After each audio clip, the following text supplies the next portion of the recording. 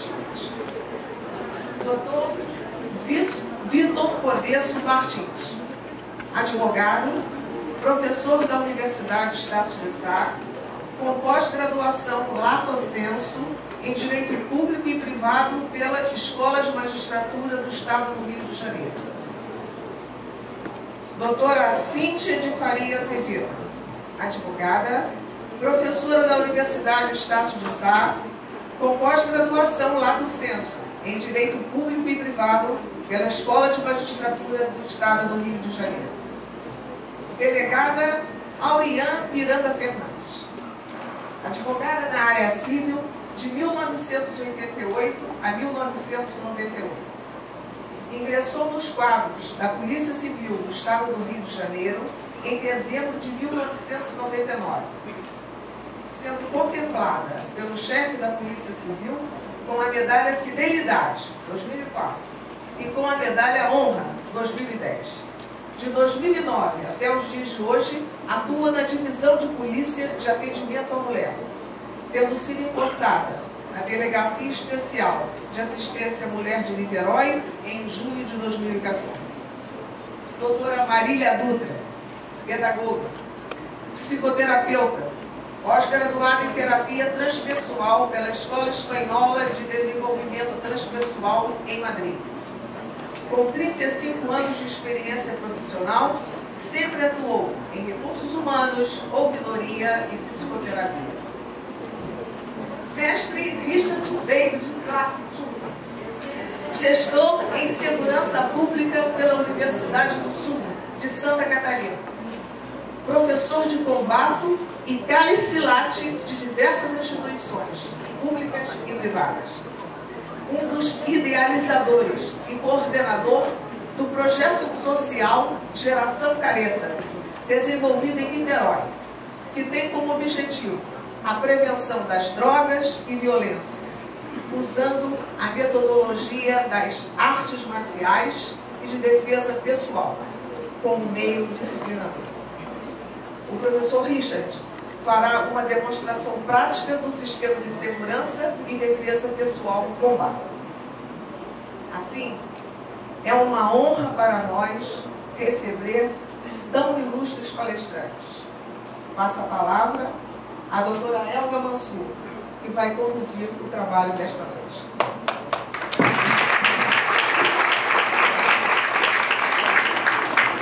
Boa noite a todos, sejam muito bem-vindos. É um prazer estar como presidente dessa comissão e contar com delegados tão atuantes. Eu quero destacar aqui a presença de duas delegadas que estão sentadas na primeira fileira, que são o nosso braço direito também, a doutora Ângela Azevedo, a doutora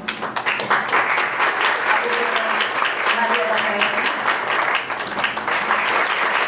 nossa colaboradora Zezé Gomes, Regina Coelho, por favor. E como não podia deixar de ser, o nosso fotógrafo, o nosso delegado, Ronaldo Vinhosa. Bom, vamos dar início à nossa palestra. Sejam muito bem-vindos, fiquem à vontade. Vou passar a palavra para a nossa coordenadora, a doutora Márcia Neves, que eu tenho a honra e o prazer de comunicar que ela assumiu hoje, exatamente, a coordenação do Núcleo de Violência Doméstica. Perdemos a nossa vice, mas com muito prazer eu informo esse cargo, doutora, parabéns. Obrigada, minha presidente, é uma honra, tá, receber esses elogios e eu penso que estive, né, como vice-presidente, tá? E nós não vamos nos desviar disso, né? Porque será uma parceria maravilhosa. Nós trabalhamos juntos. Nós trabalhamos juntos, equipe de forças. E parabéns para todos os convidados também. Eu estou emocionada de ver esse auditório cheio, muitos jovens. Nossa Senhora, que coisa linda. Estou muito animada. Esse tema foi escolhido não só pelo aumento da violência, foi escolhido por mim pelo aumento da violência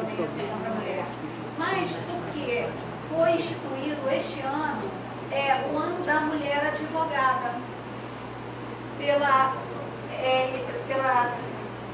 OAB nacional, federal, tá? Então eles instituíram que este ano de 2016 seria o ano da mulher. Entendi que seria ótimo esse tema para homenagear também, né, a todas as mulheres.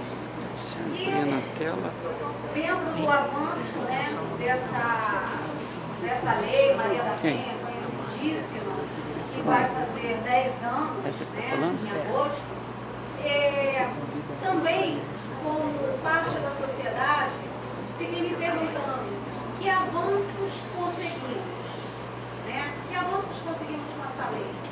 Bom, vários. Uma delas é que antigamente se falava aquela frase: em briga de marido e mulher não se mete a colher. Hoje a gente pode dizer que em briga de marido e mulher mete-se a colher, sim. Então, isso mudou. Mudou culturalmente. Hoje as pessoas denunciam mais, se metem mais, porque sabem que podem se meter. E quem vai nos falar muito bem sobre isso são os nossos palestrantes que aqui estão, né? Então, eu passo a palavra para o Dr. Vitor, tá? E que vocês acompanhem com muita atenção, porque será um grande aprendizado hoje aqui. Boa noite para todos. Boa noite a todos. Dizem que a gratidão é a memória do coração. Então, jamais poderia começar em minhas brevíssimas palavras sem antes agradecer ao OAB Niterói, à Comissão da Mulher, a essa iniciativa, agradecer pela oportunidade e agradecer também, principalmente, a presença de todos vocês, cada um de vocês que nos prestigiam aqui. E hoje, falar, né, de Maria da Penha, comemorando o Dia da Mulher, tem uma especial relevância para mim, porque a pessoa mais importante da minha vida é uma mulher. É minha filha e por isso eu acho que depois que ser pai de menina, a gente muda um pouco o jeito de ver as coisas, ver o mundo. Mas, ainda antes de entrar propriamente dito no tema que eu vou falar, eu queria fazer um registro histórico, um registro histórico mundial, diz respeito à solenidade de posse da presidência dos Estados Unidos. Quero confortar os senhores com essa história rapidamente. O menor discurso de posse da história da presidência americana foi de George Washington. O discurso dele foi o mais curto de todos, com 133 palavras. O maior discurso de posse da história da presidência dos Estados Unidos foi do presidente William Henry Harrison, com aproximadamente 8.000 palavras. Ele ficou 1 hora e 40 minutos aproximadamente fazendo seu discurso de posse, num dia frio e tempestuoso em Washington. E essas palavras dele custaram muito caro, porque discursando num dia frio e tempestuoso, depois cavalgou até o Capitólio. Um mês depois ele morreu de uma pneumonia. E como eu, depois que soube dessa história, acredito que pode ser um mal que assola os oradores demorados, considerando que está chegando uma frente fria aí, eu não quero correr riscos e quero confortá-los que não vou cansá-los com as minhas brevíssimas palavras. Até porque, tenho certeza absoluta, vocês devem estar desesperados e ansiosos para ouvir esses brilhantes palestrantes que estão aqui. E confesso que fiquei com ciúme quando eu subi no palco, quando a Cíntia subiu no palco, confesso que fiquei com ciúme, mas ela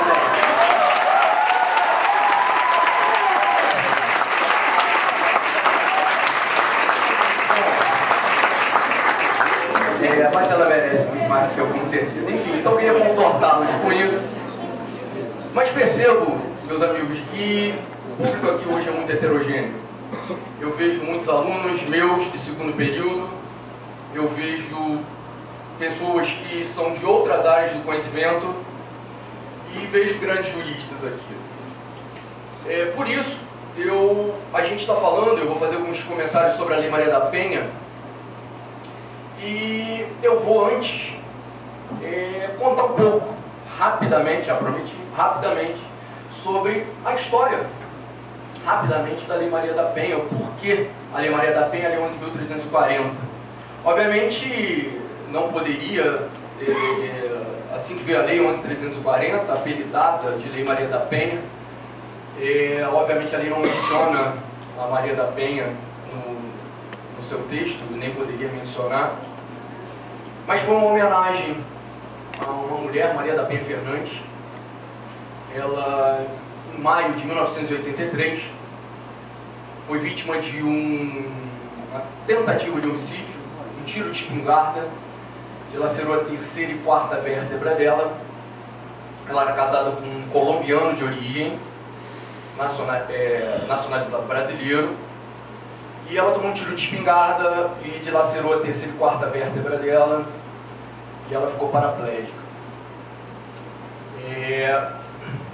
Dias antes, umas semanas antes disso, o marido dela convenceu a fazer um seguro de vida em que ele era o beneficiário, e 5 dias antes disso, ele também a convenceu a assinar um recibo de compra e venda de um automóvel para ele. Enfim, foi o desfecho de um relacionamento trágico, de um relacionamento tumultuado, mas as agressões não se limitaram a isso.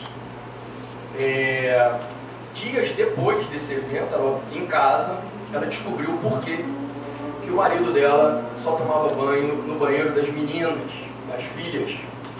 Porque num dia, ao tomar banho, ela foi ligar o chuveiro e recebeu uma descarga elétrica, um mecanismo que ele colocou lá no chuveiro na hora que ela foi abrir, e tomou uma descarga elétrica. Bom, isso aconteceu, salvo engano meu, no dia 29 de maio de 1983. Eu tenho alguns dados aqui para ser bem preciso. Ele sempre negou esse fato, mas algumas evidências colhidas ao longo do inquérito policial levaram a ser pronunciado. Acharam a espingarda, que ele sempre negou que não tinha. Esses dois elementos de convicção, quais sejam o fato dele convencê-la de fazer um seguro de vida, além dessa questão dela ter assinado um recibo para ele, e foi importante elemento de convicção colhido no inquérito também, o depoimento dos empregados que afirmaram de forma contundente acerca do temperamento, do gênio violento dele. Bom, 29 de maio de 83, em exatamente 28 de setembro de 1984, ele foi denunciado, e em 31 de outubro de 1986, 3 anos depois, ele foi pronunciado. Isso tramitou na primeira vara criminal de Fortaleza.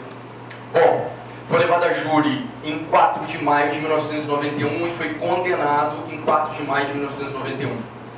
A defesa recorreu porque entendeu que havia, e realmente havia, uma nulidade na quesitação, e ele foi levado novamente a julgamento em 15 de março de 1996. Percebam, a gente, em 1983, já estamos em 15 de março de 1996, ele foi condenado novamente. Após sucessivos recursos e legítimos recursos que a legislação processual penal dispõe, finalmente em setembro de 2002, 19 anos depois, portanto, do fatídico dia 29 de março de 83, ele foi definitivamente condenado, transitou em julgado, ele foi preso. Só um detalhe, em razão de estarem presentes os requisitos que autorizariam uma prisão preventiva, ele permaneceu esse tempo todo em liberdade. Não vou entrar aqui na discussão se estavam ou não estavam presentes os requisitos. E para finalizar esse registro histórico, na época não estava em vigor a lei que trouxe o homicídio qualificado para o rol dos crimes hediondos, portanto, ele progrediu de regime em pouco tempo, ele já estava em regime aberto. Bom, a própria Maria da Penha, através de organismos não governamentais, foi à OEA, e a OEA, isso antes do trânsito em julgado dessa sentença, ou seja, antes de 2002, e a OEA, por 3 oportunidades, intimou o Brasil para prestar esclarecimentos, estou sendo bem sintético aqui, intimou o Brasil a prestar esclarecimentos sobre esse fato, e nas 3 oportunidades o Brasil ficou absolutamente inerte. Isso levou a OEA a publicar deixa eu ver o número aqui, um relatório, o relatório 54 de 2001, em 2001, antes do trânsito julgado, publicou um relatório, um documento internacional importantíssimo, aliás, quem tiver a oportunidade, olha, porque ele faz um retrato bem interessante do histórico de violência doméstica no Brasil contra a mulher. E esse relatório foi publicado e condenou, vamos falar assim, o Brasil ao pagamento de $20 mil a Maria da Penha Fernandes, que hoje o Estado do Ceará já se comprometeu em pagar, mas na verdade se comprometeu em pagar $60 mil, só que ainda não pagou porque isso está pendente ainda na Assembleia Legislativa do Estado do Ceará. Bom, todo esse movimento internacional fez com que o Brasil se comprometesse a cuidar, a ter mais cuidado com esse tema da violência doméstica familiar contra a mulher, e 5 anos depois desse relatório foi publicada a Lei 11.340, e aí conhecida como Lei Maria da Penha. Bom, ao contrário do que muitos alunos que estão aqui e muita gente pensa, a Lei Maria da Penha não traz crime.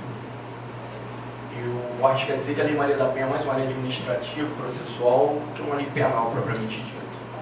Ela traz, resumidamente, algumas medidas protetivas, objeto da noite de hoje, e que nós vamos ver agora. Essas medidas protetivas estão basicamente nos artigos 18 ao artigo 24 da Lei Maria da Penha.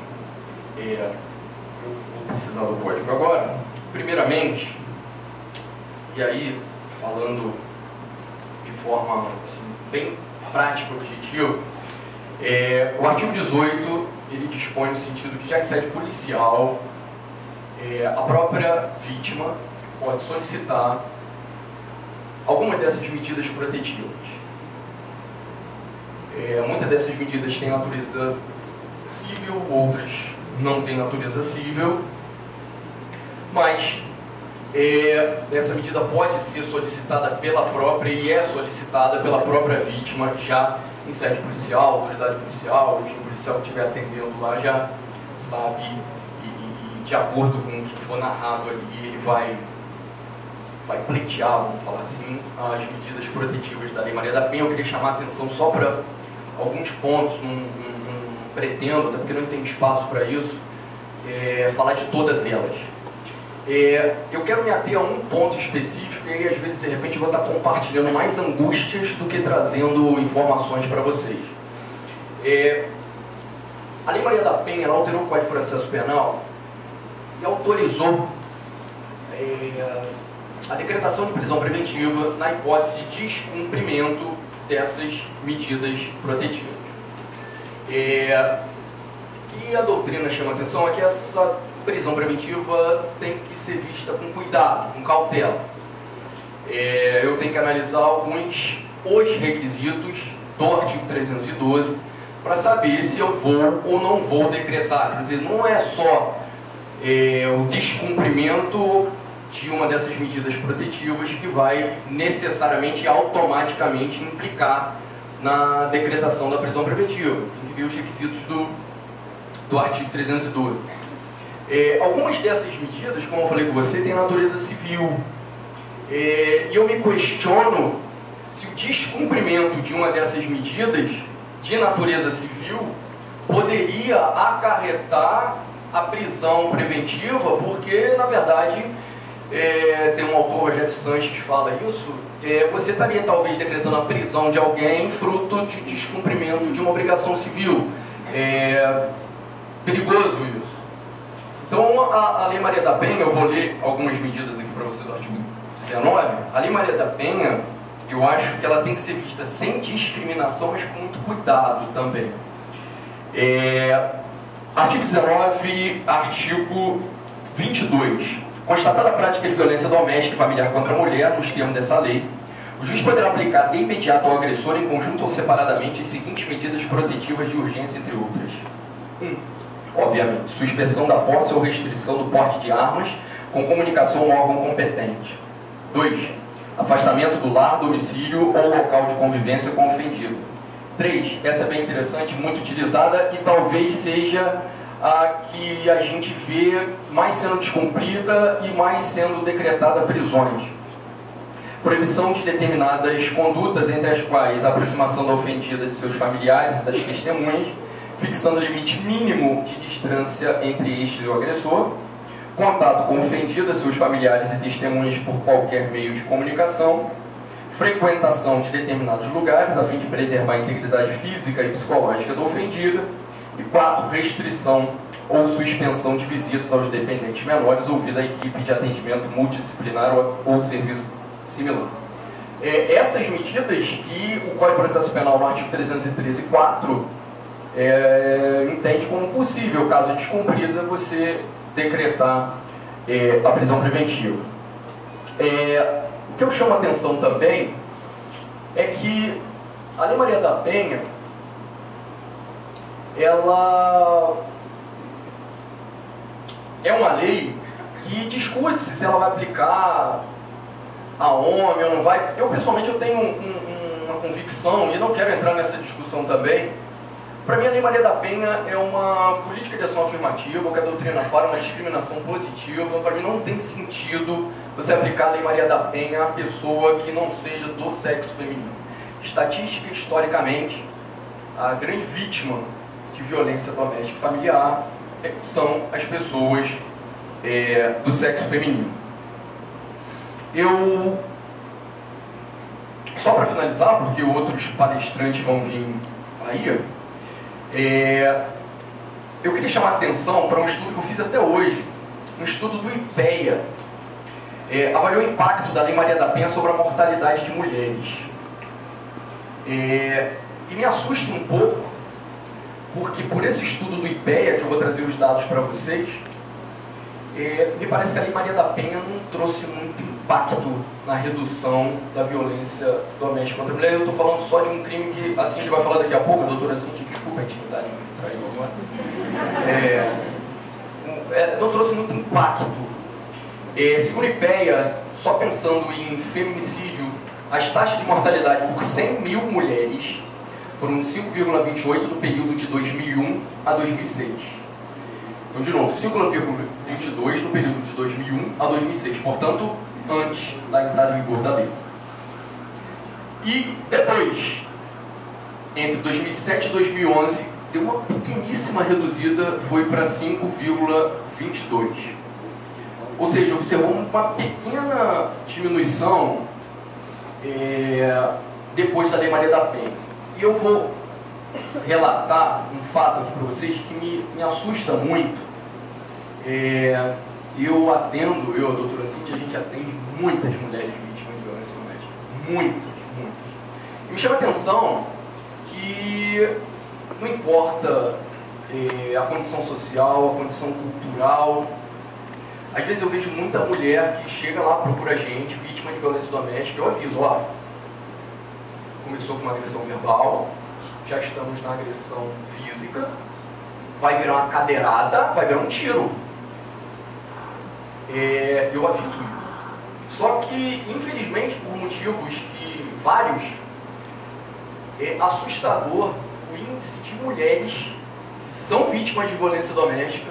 Num primeiro momento, demonstra uma iniciativa no sentido de tomar as providências, se valer dessas medidas protetivas, e depois se arrepende, pede desculpa, e não viu ser o pai dos meus filhos. Eu aviso. Falou, começou com uma agressão verbal, vai virar um soco, uma cadeirada, vai virar um tiro. Então, me assusta assusta um pouco esses índices que eu estou trazendo do IPEA, e me assusta um pouco essa minha convivência no dia a dia com as mulheres, porque não era para ser assim a sociedade de hoje. E eu vou caminhando para o final dessas minhas breves palavras com dois registros. Primeiro, eu já falei, eu acho que a Lei Maria da Penha tem que ser vista sem preconceito, com cuidado, mas sem preconceito. Os institutos dela são para proteger a mulher, mas tem que ser aplicado com cautela, com uma prisão preventiva. Mas, em homenagem a Maria da Penha Fernandes, eu vou terminar com uma frase dela que diz assim: para mim, foi muitíssimo importante denunciar a agressão, porque ficou registrado internacionalmente, através do meu caso, que eram inúmeras as vítimas do machismo e da falta de compromisso do Estado para acabar com a impunidade. Me senti recompensada por todos os momentos nos quais, mesmo morrendo de vergonha, expunha minha indignação e pedia justiça para o meu caso não ser esquecido. E Kofi Annan, ex-secretário-geral da Organização das Nações Unidas, falou assim: a violência doméstica contra a mulher é talvez a mais vergonhosa violação dos direitos humanos. Não conhece fronteiras geográficas, culturais ou de riqueza.